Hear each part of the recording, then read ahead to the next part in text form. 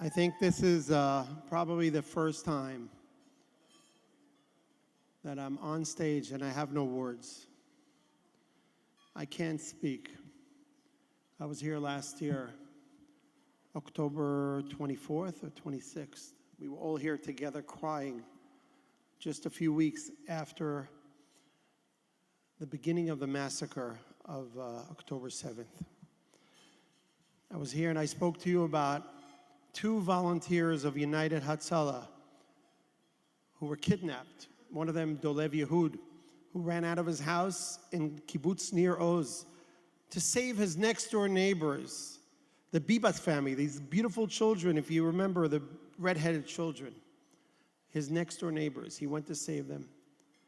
And we thought then, if you remember, I told you about, he was kidnapped then. That's what we thought. Unfortunately, 2 months ago, they found out that his body was with us the whole time here in Israel, with us in Israel.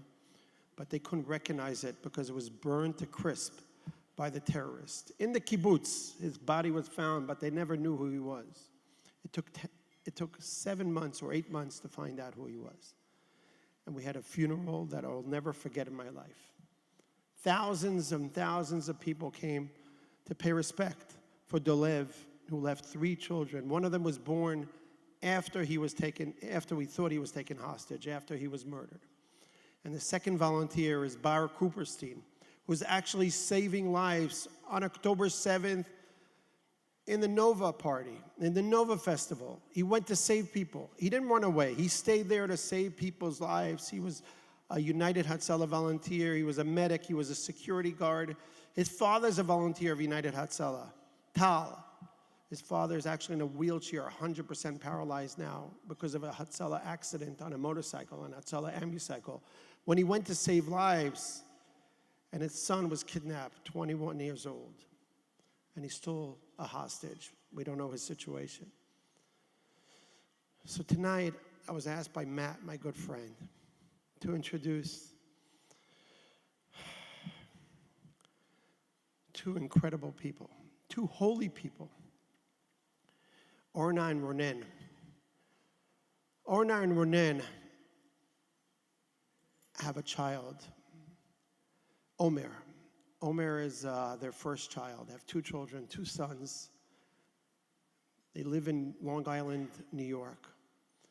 And they were having Simchat Torah with Orna's parents, who are Holocaust survivors, in Long Island. And while they were having the Shabbat dinner, the Simchat Torah dinner, which we were all celebrating with our families, that's when they realized something bad is happening in Israel. It was very late at night here. And they tried contacting the son, who made Aliyah when he was 18 years old. He made Aliyah to Israel to be a soldier. And he was a commander in a tank unit. He was a commander, an officer. They couldn't reach him anymore. Unfortunately, we all know what happened to him. Their son, Omer, was kidnapped. I want to introduce you to a movie that you should all see. Who Omer is and why we're here tonight. We're all here in the RJC, the greatest convention in the world, talking about Israel, day and night. I don't think they had more than 1 minute that you weren't saying the word Israel in this convention.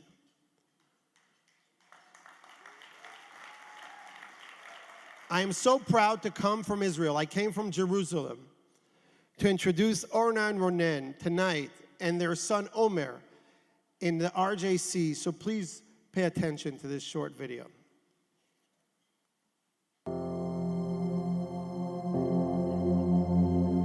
We had an opportunity to come to the United States, and little did we know that we're going to start a business. We're going to have our children born here. We embarked on our journey with our new family, which is the Schechter family. It was the captain of the soccer team, then it was the captain of the volleyball team, then a captain of the basketball team. He started off at the Mid-Island YJCC, then he went 2 years in Sprout Lake, then USY Wheels, then JNF Roots in Israel, and then he was a staff at Raman Nayak. He's a person that brings people together, and he does it out of the good of his heart. He went through the process of applying to colleges. He was accepted to a few places. He committed to going to Binghamton.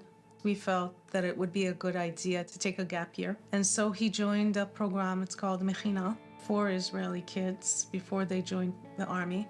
Slowly started to build some internal conflict. Am I going back to university or am I drafting? And he made his decision. You don't draft an army mainly because of a culture. You volunteer because you believe it's the right thing to do, and that's what he believes. Every time he could, he called home, and he put a lot of effort into maintaining it. He was stationed with his team on the Gaza border.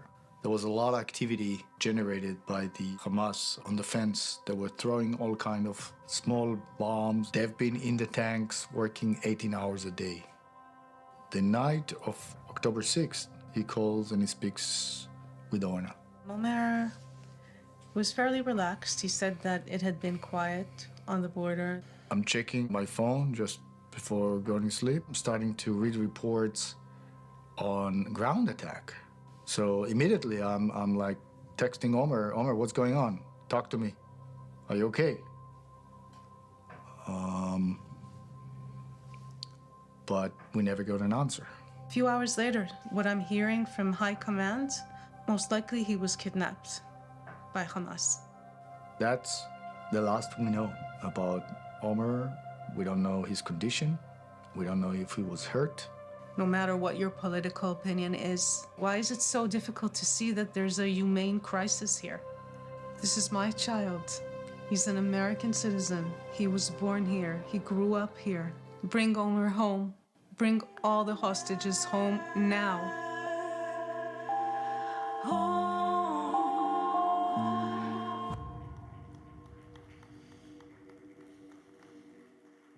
Omer is not the son of Orna and Ronen. Omer is a son of all of ours, of all of us. Omer is a son of every single one of us, no matter if it's in Israel, no matter if it's in France, Argentina, or Australia, or Las Vegas. So please welcome, all of us together, please rise to welcome Orna and Ronen, and please follow what I say. Bring them home. Bring them home. Bring them home. Bring them home now.